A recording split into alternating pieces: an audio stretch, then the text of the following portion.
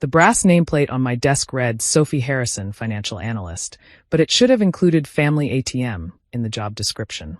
I'd been staring at the same spreadsheet for 20 minutes. Not because the numbers were complex, but because my phone hadn't stopped buzzing with texts from my brother Marcus. Mom says you're being selfish again. That house is too big for one person. Family helps family, Sophie. Each message felt like another paper cut, small but deliberately placed. I set my phone face down and tried to focus on the merger documents that needed my approval by noon. The irony wasn't lost on me. I was evaluating a multi-million-dollar acquisition while my family treated me like I couldn't manage my own life. The house in question wasn't just property to me.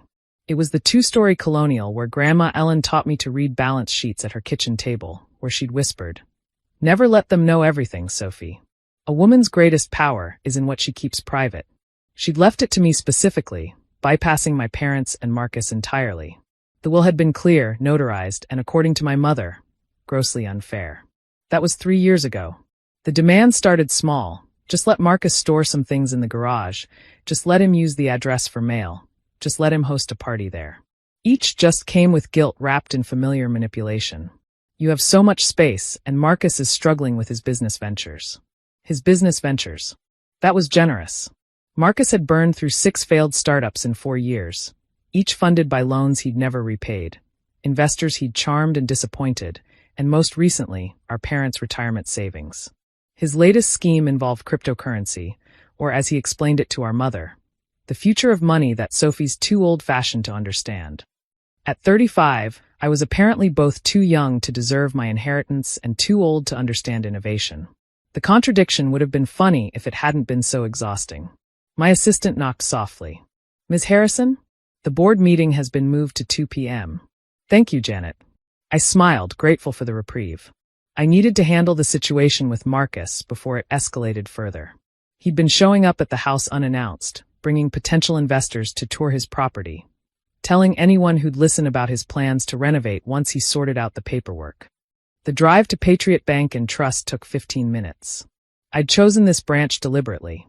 Far enough from my usual office that I wouldn't run into colleagues, but professional enough to handle what needed to be done.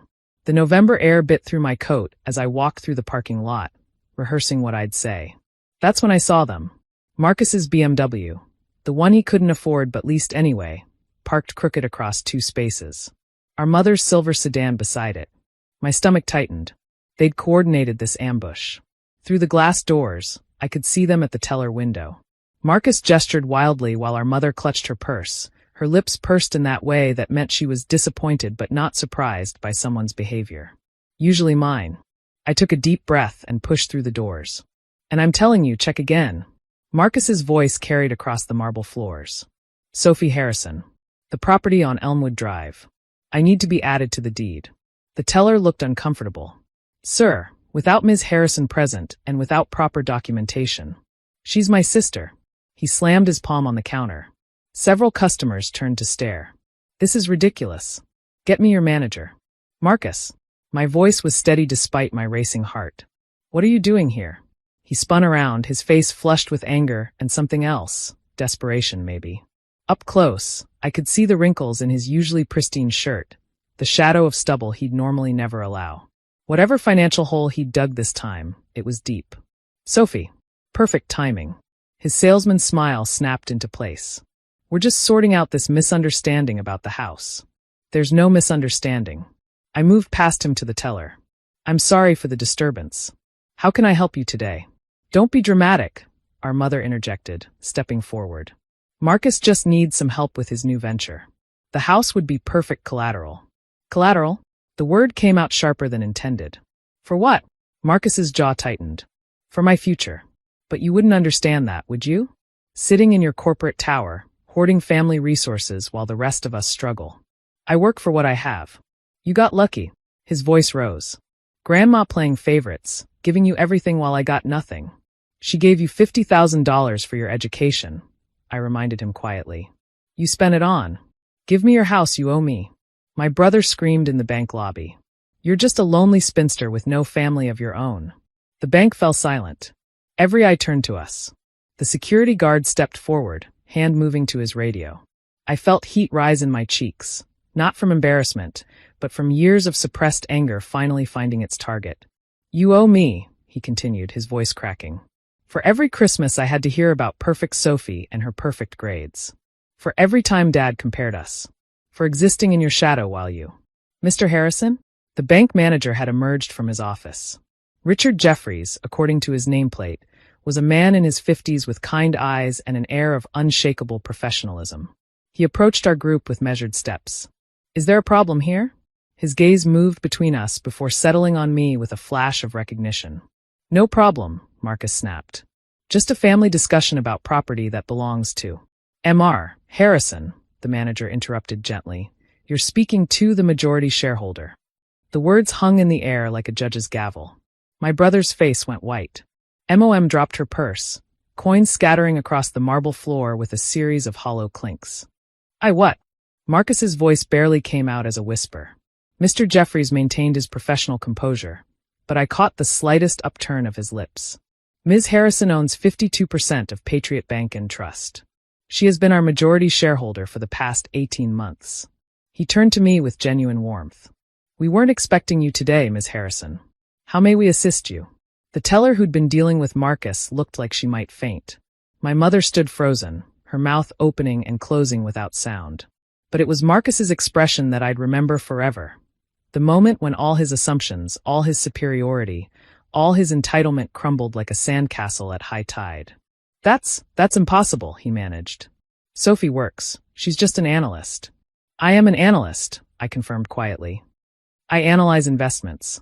This bank was undervalued, mismanaged, and ripe for acquisition. Grandma taught me to recognize opportunities." "Grandma's money?" My mother finally found her voice, shrill with disbelief. "You used your inheritance to buy a bank?" "Part of it." I picked up her purse, gathering the scattered coins with deliberate calm. "The rest came from my own investments. Turns out being a lonely spinster gives you plenty of time to study market trends." But you never said." Marcus sank into a nearby chair, his legs apparently unable to support him. "No, I didn't. I handed my mother her purse. Just like you never asked how I was doing, what I was building, or if I needed anything. Every conversation for 3 years has been about what I could give you, never about who I am beyond your personal savings account." Mr. Jeffries cleared his throat discreetly. "Ms. Harrison, would you prefer to continue this discussion in my office?" "No, thank you, Richard." I straightened my coat. "I actually came here to set up a trust. One that would prevent any attempts to fraudulently access or leverage my assets, including the house on Elmwood Drive." "You can't do this," Marcus stood abruptly, desperation replacing shock. "I need that house. I already promised investors." "You promised them my property?" "I told them about a family estate that would soon be available." "Sophie, please. I'm in trouble. Real trouble this time. These aren't the kind of people who accept apologies." "Then perhaps," I said slowly, "you should have thought of that before gambling with something that wasn't yours to lose." "Sophie," my mother grabbed my arm. "He's your brother. Family helps family." I looked at her hand on my coat, then at her face. The same face that had told me I was too serious, too cold, too focused on money to understand what really mattered. The same face that had never once asked about my dreams, my fears, or my successes unless they could benefit Marcus. "Family," I repeated. "Yes, family does help family. Which is why I've been paying off Marcus's debts for years. Credit cards, failed businesses, gambling losses. Oh yes, I know about those too. I've been protecting you both from the consequences of his choices since I turned 25. You have." My mother's grip loosened. $347,000 over the last decade. I kept every receipt. I gently removed her hand from my arm. "I did it quietly because I didn't want to embarrass you. Because family helps family. But family also respects family. And neither of you has shown me an ounce of respect since Grandma died." The bank had gone back to its normal rhythm around us, but our small group remained frozen in our bubble of revelation. Marcus looked smaller somehow, diminished not by my words, but by the weight of his own choices finally catching up to him. "Sophie, he stopped, swallowed. "I didn't know. Because you never asked. You assumed I was lucky, that everything came easy to me. You never saw the 16-hour days, the extra certifications, the nights I spent learning everything Grandma tried to teach us both. You were too busy being angry that she saw something in me that you couldn't be bothered to develop in yourself. I turned to Mr. Jeffries. Please proceed with the trust documentation. I want it ironclad, no loopholes, no ambiguities. And I'll need a restraining order drafted if Mr. Harrison here continues to misrepresent ownership of my property to third parties. Of course, Ms. Harrison. Shall we say tomorrow morning? I'll have our best estate lawyers present. Perfect. I looked back at my family, or what was left of it. Marcus, I suggest you contact those investors immediately and clarify the situation. I won't be pressing charges for fraud this time. But if I hear of you using my name or my property in any of your schemes again, I'll handle it through legal channels. And Mother, you might want to check your own finances. If Marcus is this desperate, I doubt your retirement accounts are as secure as you think. Her face paled further, and I saw the moment she realized the truth. The family ATM was closed, and the one person who'd been protecting them from complete financial ruin was walking away. Sophie, wait. Marcus's voice was small, defeated. I'm sorry. I paused at the door. I know you are. You're sorry it didn't work. You're sorry you got caught. You're sorry the well ran dry. But are you sorry for treating me like a resource instead of a sister? Are you sorry for the years of dismissal, the jokes about my empty life, the assumptions that my success was luck rather than effort? His silence was answer enough. Goodbye, Marcus. Mom. I pushed through the glass doors into the crisp November air. My phone was already buzzing with their messages, but I didn't check them. Instead, I drove to Elmwood Drive, to the house that Grandma Ellen had left me along with something far more valuable than property. The wisdom to know when to reveal your hand and when to walk away from the table. That night, I sat in Grandma's kitchen, at the same table where she'd taught me about compound interest and calculated risks. The house was quiet, but it wasn't lonely. It was peaceful. For the first time in years, I didn't feel the weight of unspoken obligations or the drain of one-sided relationships. My phone lit up with a text from an unknown number. One of Marcus's investors, no doubt. I blocked it without reading and poured myself a glass of wine. The good stuff I'd been saving for a special occasion. Turns out, choosing yourself is about as special as occasions get.